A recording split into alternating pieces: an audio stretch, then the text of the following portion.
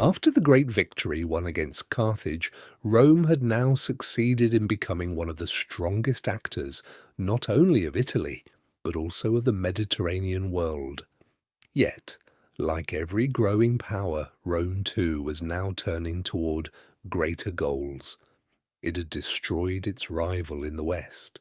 Now it would turn its gaze to the east, the Balkans, Greece, Anatolia, and the eastern Mediterranean.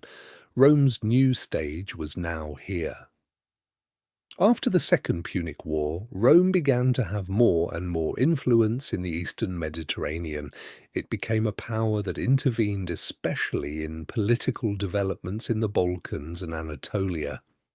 During this period, the Macedonian kingdom was launching assaults against the Pergamon kingdom, Rome's ally.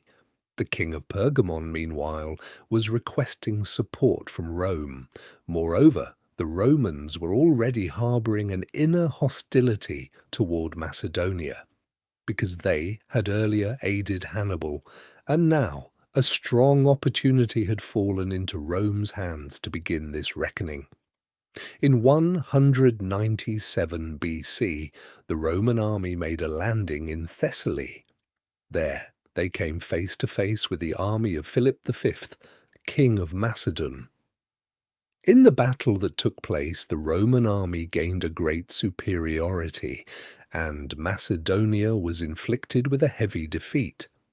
According to the peace treaty that was made, Thessaly and Caria were left to Rome, while all of Greece came under Rome's protection. This development also signalled that Rome had begun to act in the East not only as a military power, but also like a political protector. Yet this story did not end here. In 179 BC, Perseus ascended the throne of Macedonia. The new king attacked the Pergamon kingdom, Rome's ally, and arranged an assassination against its king.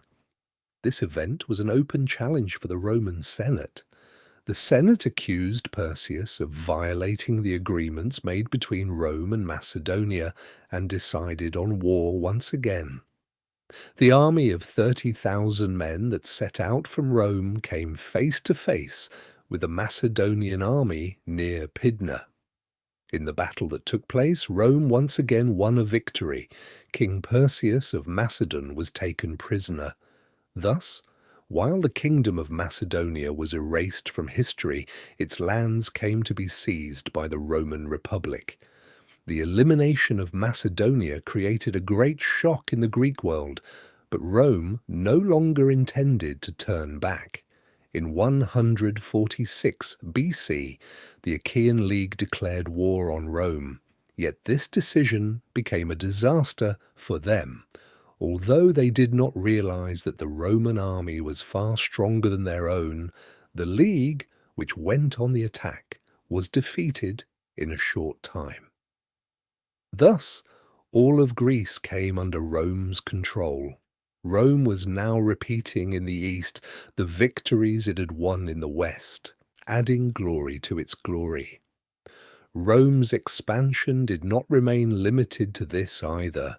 After increasing its domination in the east, it turned its eyes once again toward Africa and seized the last lands remaining in Carthage's hands. Then, in 133 BC, when Attalus III, king of Pergamon, died without leaving an heir behind, he left all his lands to the Roman Republic through his will. Thus, Rome established domination over a vast geography stretching from Spain in the west to Anatolia in the east and to North Africa in the south. The most important power of the Mediterranean was now, without exception, Rome. Yet this power that was growing outward was also struggling to preserve the same stability within. Contrary to its military successes, Rome was entering an increasingly more turbulent period in internal politics.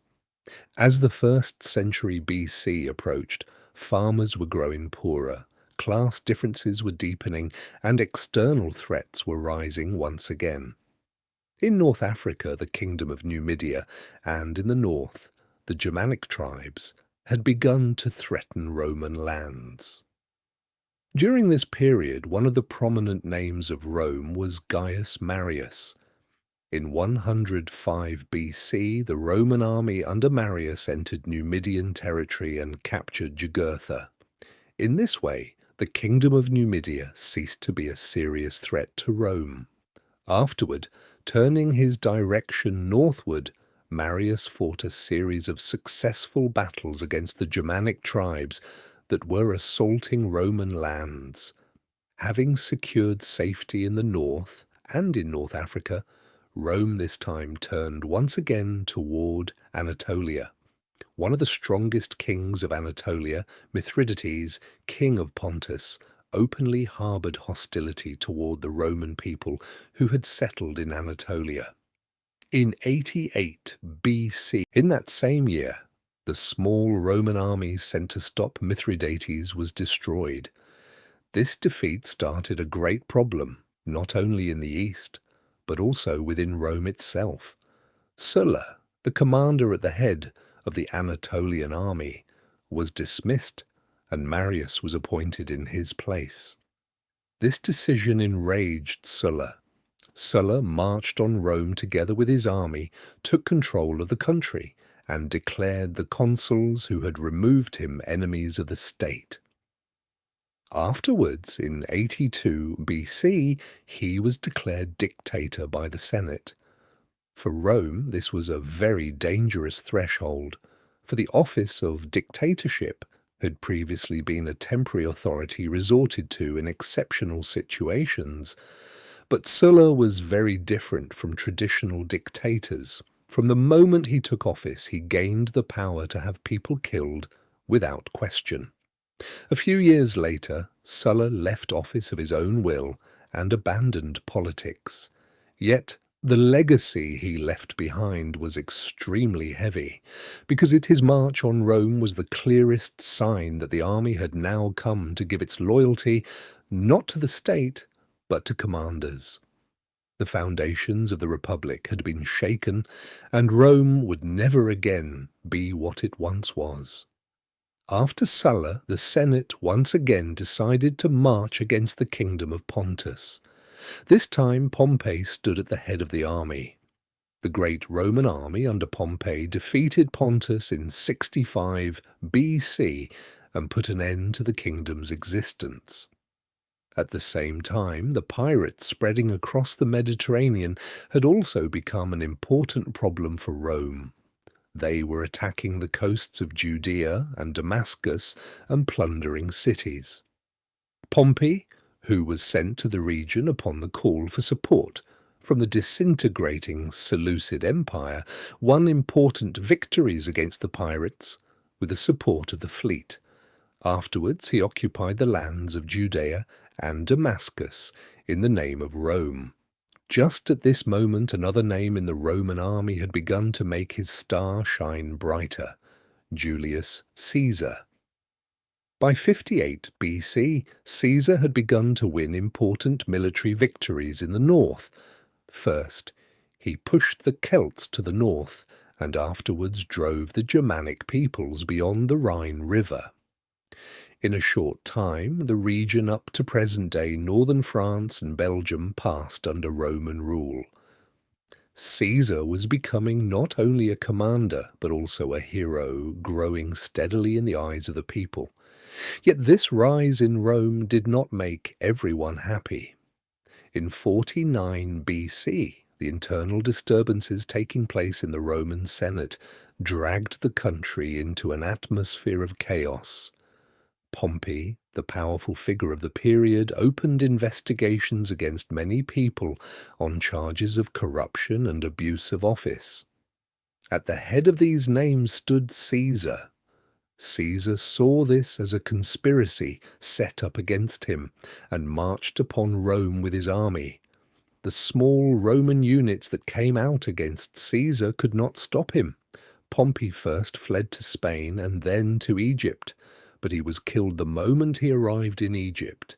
Caesar, meanwhile, in a very short time, took control in Rome and declared himself dictator.